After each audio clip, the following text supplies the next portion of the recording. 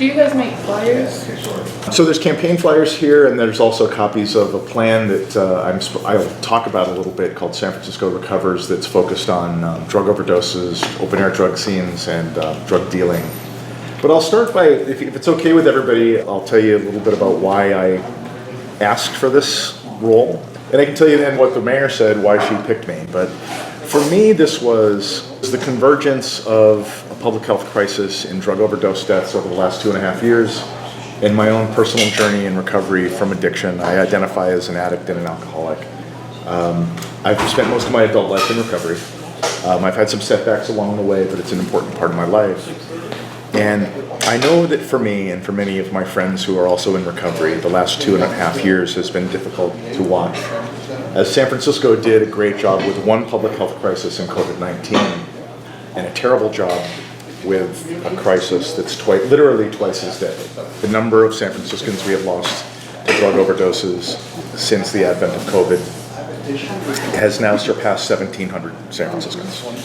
When I was in the police department for a little over 2 years, I was the highest ranking gay member of the police department command staff. There was a monthly meeting that I took part in with the Office of the Chief Medical Examiner and officials from the Department of Public Health to preview the monthly report on how many people died of drug overdoses. And sitting in that meeting month after month, I was probably the only person in that meeting who, as an addict, looks at a number and knows that I'm one bad decision away from being down.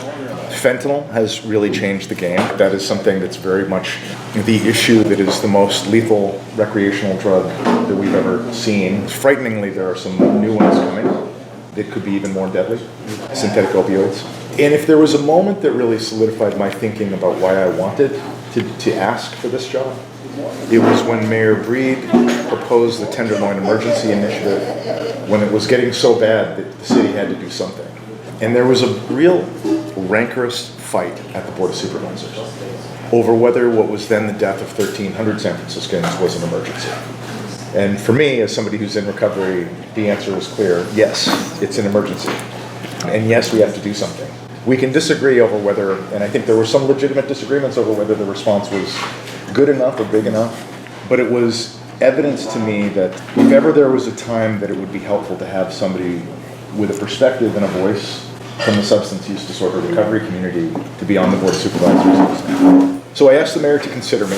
I think for much of the period of time when she was considering people, I don't know that I was the front runner in this, but I think as the mayor went through her process and started talking to people in District 6, what the mayor said about her decision to choose me was what she was hearing from people in the district was that it was about public safety, and they wanted somebody who had a lot of experience there